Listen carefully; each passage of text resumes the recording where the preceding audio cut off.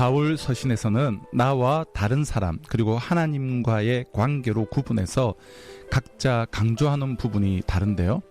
나 자신을 위해서는 항상 기뻐하는 마음, 내 마음속에 기쁨이 충만해야 한다. 그래서 기뻐하라는 말씀을 많이 강조합니다. 다른 사람에 대해서는 사랑하라, 관용하라, 섬겨라 등의 덕을 세울 것을 강조합니다. 하나님과의 관계에서는 감사하라, 기도하라, 특히 기도하라는 것이 가장 많은 강조이자 권면이자 명령인데요.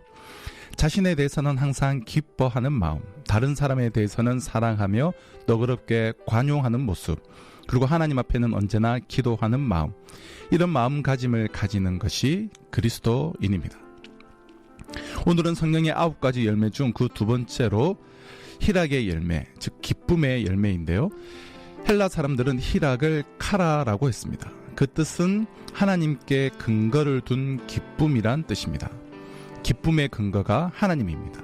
즉 예수 믿고 예수 안에서 누리는 기쁨을 뜻하죠. 그래서 오늘 본문 4절은 주 안에서 항상 기뻐하라. 내가 다시 말하노니 기뻐하라고 말씀합니다. 예수 믿는 사람의 가장 중요한 특징은 기쁨입니다. 항상 언제나 기뻐하고 즐거워할 수 있는 유일한 존재가 그리스도인입니다. 기쁨은 그리스도인들의 삶의 가장 큰 특징이죠. 신약 성경을 보면 기쁨에 대한 약속, 명령은 성경 전체를 관통하는 메시지인데요.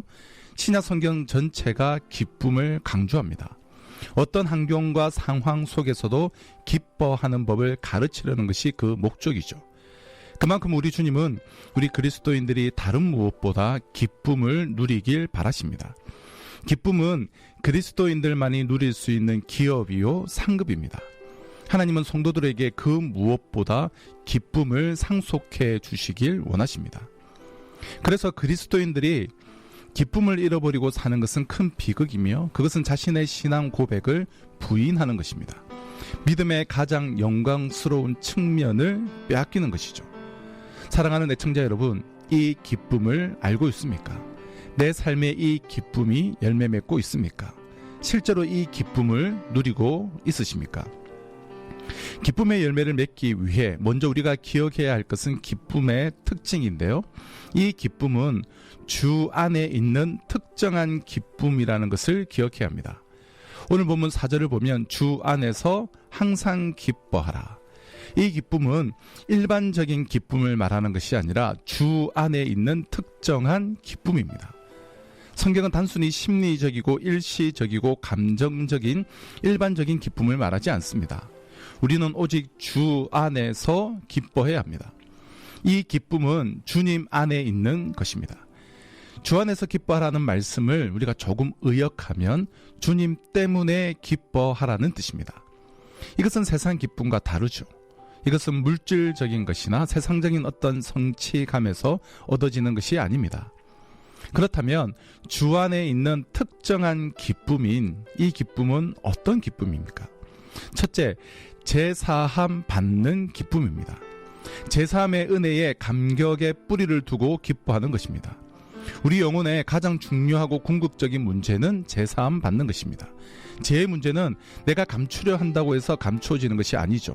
이것은 반드시 드러나고야 맙니다. 심판을 받고야 맙니다. 그런데 예수님으로 인해 제사함을 받은 것입니다. 제사함 받게 된 근본적인 기쁨, 이 기쁨은 그 어떤 기쁨과도 비교할 수 없습니다. 우리가 이 제사함 받은 기쁨으로 충만해질 수 있다면 어떠한 슬픔이나 어려움도 다 극복할 수 있습니다. 다른 것은 아무런 문제도 되지 않습니다. 왜 그렇습니까? 제사함 받은 다음에는 죽어도 한이 없기 때문입니다. 하늘나라가 약속되어 있기 때문입니다. 제사함 받은 후에는 고난을 당해도 상관없습니다. 그 고난은 나를 단련시키기 위한 훈련 과정이지 결코 저주가 아니기 때문입니다. 제사함 받고 당하는 고통은 염려할 것이 없습니다. 이것을 통해 더 큰 은사를 받을 수 있기 때문입니다. 둘째, 이 기쁨은 천국을 소유한 기쁨입니다. 지금 자신의 인생에서 눈을 씻고 찾아보아도 기쁠 일이 전혀 없다고 생각하는 분이 혹 있다면 자신이 죽어 천국 가는 길에 들어섰다고 생각해 보십시오. 얼마나 기쁘겠습니까? 그럴 때 이 땅에 사는 동안 내게 허락되지 않아 너무 큰 슬픔을 안겨주었던 일들이 생각이나 날까요? 나보다 더 멋지게 살았고 좋은 일도 많이 했고 능력도 탁월했던 사람들이 무수히 지옥에 가는데 나는 천국에 가고 있어요. 이유는 딱 하나, 나의 모든 죄를 사함받고 하나님의 자녀가 되는 권세를 얻었습니다. 그때 그 기쁨은 말할 수 없습니다. 이 기쁨은 참을 수 없는 기쁨입니다. 주 안에 있는 특정한 기쁨인 이 기쁨은 셋째, 하나님의 일꾼된 기쁨입니다. 하나님의 큰 사역에 내가 조금이나마 힘을 보태게 됩니다. 그리스도께서 하시는 그 거룩한 일에 내가 참여해서 일한다는 것은 얼마나 보람 있는 일입니까? 그 귀한 일에 내가 한몫 거둔다는 것이 여러분 예사로운 기쁨입니까? 이 부족하고 아무것도 아닌 사람이 만민을 구원하는 그 거룩한 역사의 어느 한 모퉁이를 담당했다는 기쁨, 이것은 원천적인 기쁨입니다. 이처럼 그리스도인의 기쁨은 기독교의 진리와 교리의 굳건히 뿌리박고 있는 기쁨입니다. 우리를 행복하게 해주는 것들은 이 세상에도 얼마든지 많이 있습니다. 술만 마셔도 행복해질 수 있고 기쁨이 넘칠 수 있습니다. 그러나 그것은 주님의 기쁨과 아무 상관이 없는 의미의 기쁨입니다. 바울이 말하는 것은 이런 일반적인 의미의 기쁨이 아니라 특정한 의미의 기쁨입니다. 성경은 단순히 우리가 행복한지 아닌지에 관심을 두는 것이 아닙니다. 오직 관심은 그리스도인이라면 마땅히 주 안에서 항상 기뻐해야 한다는 이 사실에 있습니다. 그리스도인의 기쁨의 특징, 이 기쁨은 특정한 기쁨이라는 것이고요. 이제 두 번째 질문입니다. 우리는 왜 주 안에서 기뻐해야 합니까? 이유에 대한 질문인데요. 우리가 주 안에서 기뻐해야 할 이유는 너무 많습니다. 첫째 이유는 기뻐하라는 명령을 받았기 때문입니다. 우리 주님이 우리에게 기뻐하라고 명령하셨기에 우리는 기뻐해야 합니다. 둘째 이유는 우리 자신을 위해서 주 안에서 기뻐해야 합니다. 나 자신을 위해서 주 안에서 기뻐해야 한다. 그럼 무슨 말일까요? 주 안에서 기뻐하는 것이야말로 우리 앞에 있는 많은 삶의 어려움들을 이겨낼 수 있는 큰 힘이기 때문입니다. 느헤미야 8장 10절은 여호와로 인하여 기뻐하는 것이 너희의 힘이라고 말합니다. 이것은 심리학적으로도 명백한 원리죠. 우리는 불행할 때보다 행복할 때 훨씬 더 일을 효과적으로 능률적으로 탁월하게 잘해야 됩니다. 행복할수록 일이 더 수월해집니다. 휴일에는 늦잠을 자려고 해도 눈이 번쩍 뜨여지고 월요일 아침에는 전날 일찍 잤음에도 일어나는 게 힘든 이유가 바로 여기에 있습니다. 그러므로 기쁨이 있느냐 없느냐는 그의 삶 자체를 극과 극으로 나눕니다. 그만큼 기쁨은 삶의 보화와 같은 것입니다. 기쁨은 우리의 삶 전체를 새롭게 만듭니다. 그리스도인으로서의 삶도 마찬가지죠. 주 안에서 기뻐하며 예배에 나오신 분들과 그렇지 못한 분들의 은혜의 농도는 차원이 다른 것입니다. 기뻐하며 사역을 하는 것과 억지로 하는 것은 천양지차입니다. 또한 중요한 것은 진심으로 주 안에서 기뻐하는 그리스도인은 그렇지 못한 그리스도인들보다 세상에서의 삶 속에서도 어려움을 덜 겪게 마련입니다. 중심이 흔들리는 사람은 남들과 부딪히기 전에 이미 문제를 떠안고 있는 것이나 다름이 없습니다. 그리스도인으로서의 삶을 순탄하고 자유롭게 사는 방법은 기초부터 바로잡는 것입니다. 주 안에서 기뻐해야 한다는 것입니다.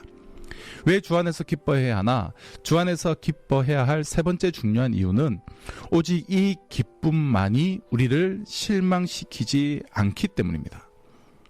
다른 기쁨과 행복의 토대는 그것이 무엇이든 우리 자신이든 성공이든 능력이든 돈이든 가정이든 자녀든 그 모든 것은 일시적이며 결국은 우리를 실망시키게 되어 있습니다. 무엇이든 마찬가지죠. 결국 다 사라지고 나 혼자 덩그러니 남게 됩니다. 이 땅의 삶을 마치는 순간 아무것도 가져갈 수 없다는 사실이 드러납니다. 벌거벗은 영혼만 빈손으로 남아 그동안 죽음의 강 넘어 가져갈 수 없는 것들을 내가 붙잡고 의지하며 살아왔음을 깨닫게 됩니다. 죽음의 고독이 밀어닥치죠. 요한복음 16장 32절에서 우리 주님은 이렇게 말씀하십니다. 보라, 너희가 다 각각 제 곳으로 흩어지고 나를 혼자 둘 때가 오나니 벌써 왔도다. 그러나 내가 혼자 있는 것이 아니라 아버지께서 나와 함께 계시느니라. 우리 모두는 이런 순간을 맞이할 것입니다. 시험이 닥치면 세상에서 얻었던 것들은 전부 다 사라지고 이 기쁨만 유일하게 남는다는 사실. 이 기쁨은 그 순간에도 우리를 저버리거나 떠나지 않는다는 사실을 확인할 것입니다. 우리 주님은 약속하십니다.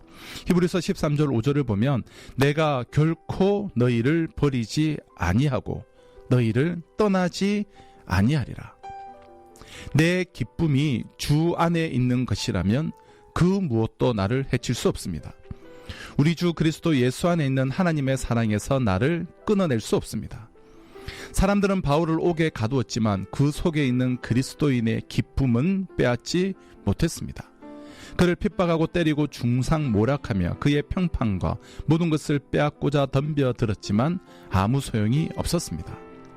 참된 기쁨은 인간이 결코 손댈 수 없는 것, 인간과 인간의 온갖 음모 및 해치려는 시도 너머에 있는 것입니다. 이 기쁨은 결코 사라지지 않습니다. 누구도 결코 빼앗아갈 수 없습니다. 기쁨이란 무엇인가? 왜 기뻐해야 하나? 두 가지를 살펴보았는데요. 마지막 세 번째 질문으로 기쁨을 지킬 수 있는, 지속적으로 유지할 수 있는 방법은 무엇일까요? 기쁨을 지킬 수 있는 첫 번째 방법은 주님을 묵상해야 합니다. 주님을 생각하지도 않으면서 주 안에서 기뻐할 수는 없습니다. 내 마음을 사로잡고 내 마음의 중심을 빼앗고 매혹시키기 쉬운 것들을 의도적으로 외면하고 주를 깊이 생각해야 합니다. 히브리서 12장은 모든 무거운 것과 얽매이기 쉬운 죄를 벗어버리고 인내로서 우리 앞에 당한 경주를 하며 믿음의 주여 또 온전하게 하시는 이인 예수를 바라보자라고 말씀합니다. 아침마다 주님을 깊이 묵상해야 합니다. 주께 시선을 고정시켜야 합니다. 주님을 바라보십시오. 주님을 생각하십시오. 주님을 묵상하십시오. 이것이 바로 비결입니다. 우리 주님이 어떤 분이신지 묵상해야 합니다. 그러면 우리는 주 안에서 항상 기뻐할 수 있을 것입니다. 기쁨을 지속적으로 지킬 수 있는 방법 둘째는 주님이 우리를 위해서 하신 일, 크고 놀랍고 영광스러운 일들을 살펴보고 공부하고 묵상해야 합니다. 첫째 방법이 주님이 어떤 분이신지 묵상했다면, 둘째는 주님이 얼마나 영광스러운 일을 하셨는지 묵상하는 것입니다. 지금 현재 기뻐하기 위해서는 과거로 돌아가 십자가를 바라보아야 합니다. 하늘 영광 다 버리고 낮고 낮은 이 땅에 오셔서 십자가에 달리시기까지 주님이 겪으신 모든 고난, 비틀거리며 골고다 언덕을 올라가 마침내 십자가에 달리신 그 일을 묵상하며 이 모든 일을 날 위해서 하셨다라고 고백해야 합니다. 이것이 주 안에서 기뻐할 수 있는 가장 좋은 길입니다. 우리 주님이 어떤 분이시며 무슨 일을 하셨는지 생각하십시오. 그의 죽음과 부활을 묵상하고 그가 성령을 보내주신 일을 묵상하십시오. 주님이 장차 하실 일, 인생을 향한 신약 성경의 설계와 계획들, 최후의 결과, 아무도 빼앗을 수 없는 영광스러운 소망을 생각하십시오.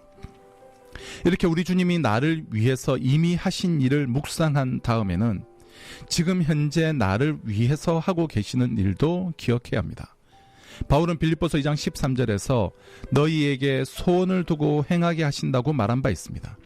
우리 주님은 이 일을 시작하셨을 뿐만 아니라 지금도 계속하고 계십니다. 빌립보서 1장 6절은 너희 안에서 착한 일을 시작하신 이가 그리스도 예수의 날까지 이루실 줄을 우리는 확신하노라. 우리 주님은 이러한 방법들로 성령을 통해 일하고 계시며 앞으로도 계속 일하실 것입니다. 이 사실을 깊이 알면 알수록 더욱 기뻐하게 되는 것입니다. 노천명 시인의 감사라는 시가 있습니다. 저 푸른 하늘과 태양을 볼 수 있고 대기를 마시며 내가 자유롭게 산보를 할 수 있는 한 나는 충분히 행복하다. 이것만으로 나는 신에게 감사할 수 있다. 대지 위에 서서 호흡할 수 있는 것만으로 하나님께 감사할 수 있다고 노래하고 있습니다. 여러분이 감사할 수 있게 하는 기쁨의 제목이 무엇입니까? 호흡하는 것, 내 심장이 뛰는 것만으로, 내 손과 발이 움직이는 것만으로 여러분은 기쁘십니까?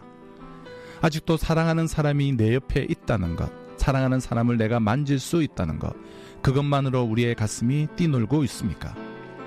우리가 가진 건강과 소유물과 인간관계가 그냥 당연히 누려야 할 것이라고 생각하는 한 우리는 하나님을 깨달을 수 없고 기뻐하고 감사할 수가 없습니다. 이 땅에 사는 동안 내게 잠깐 맡겨주시는 것이라는 것을 알게 될 때 우리 마음속에 다시 기쁨이 솟아오르게 되는 것입니다.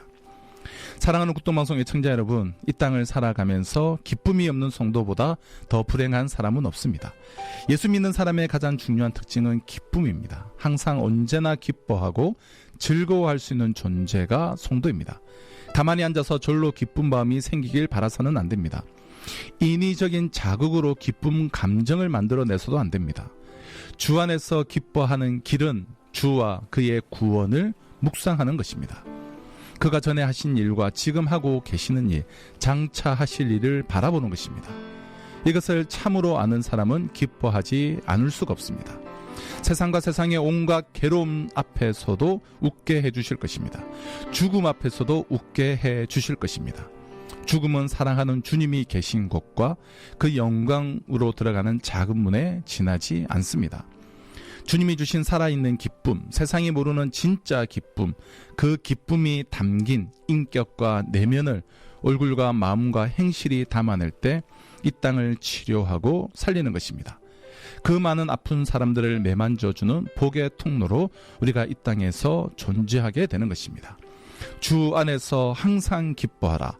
내가 다시 말하노니 기뻐하라. 주 안에 있는 이 기쁨의 열매를 맺는 복된 삶 살아가시기를 주님의 이름으로 축원합니다.